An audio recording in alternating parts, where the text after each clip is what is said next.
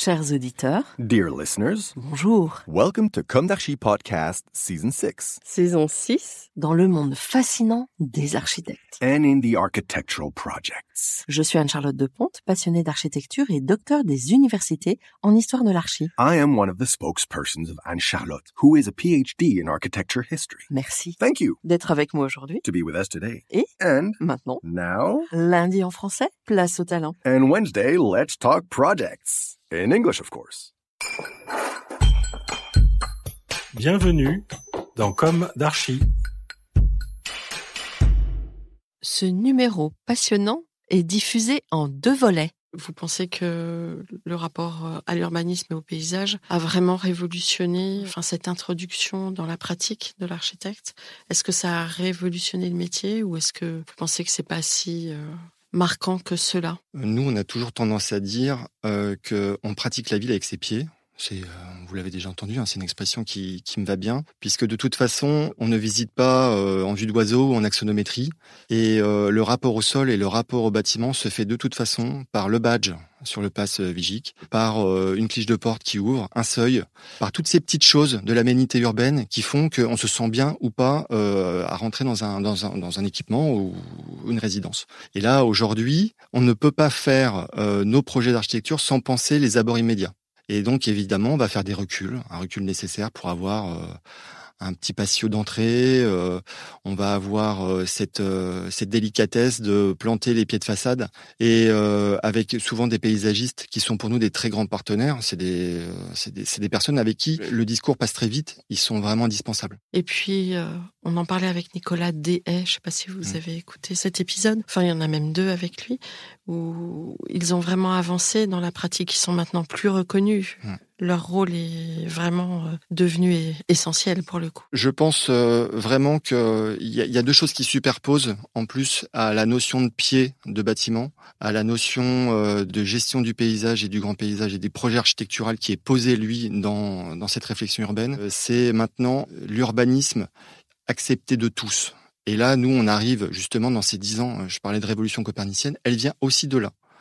C'est qu'on ne peut plus faire de projets parachutés. C'est-à-dire qu'il faut qu'ils soient acceptés. Il y a un niveau de discours, d'acceptation, de mise en place de concertation qui sont indispensables. Et c'est vrai que là, pour nous, c'est une clé d'entrée de parler d'abord du pied d'immeuble et du paysage, que d'abord de parler de modélisation de façade, du volet qui est caché ou du béton matricé. Là, on n'arrivera pas à toucher le public. Et le public, il est assez retors par rapport à ces sujets. Donc, il faut savoir créer la ville, créer du récit urbain, avant de pouvoir parler du projet. Et le projet, après, il découle de source. Parce que de toute façon, si on a bien géré le sol, c'est notre droit commun, c'est notre espace de vivre ensemble. Si celui-ci est bien traité avec beaucoup de générosité, quelque part, l'architecture, qu'elle soit bleue ou verte, peu importe. Ce qui illustre parfaitement ce que vous dites, c'est la réception du village des athlètes. Les commentaires sont catastrophiques. D'une part parce que les journalistes ont communiqué avec des photos qui n'ont pas été cherchées dans les agences. Du coup, elles sont d'une indigence. C'était en février, le paysage n'était pas encore monté. Ça a été une réception désastreuse et qui perdure encore aujourd'hui alors que les athlètes eux-mêmes en ont goûté tous les bienfaits de cette architecture qui est pourtant qualifiée d'une architecture de HLM. Donc il y a une rencontre qui s'est pas faite à un moment donné. Nous, avec l'agence Bonac et Gonzalez, on a gagné à Rennes un très beau projet. C'était la destruction-reconstruction d'un bailleur social pour faire une tour de 50 mètres dans un endroit ex nihilo où il y a très peu de riverains. Ça va faire écho avec le village des athlètes, mais donc on avait fait ce projet, on avait gagné ce concours. Il n'y avait eu aucune communication de la part de quiconque sur ce projet auprès des riverains. On a eu 1500 signatures, il y a eu des associations qui se sont montées.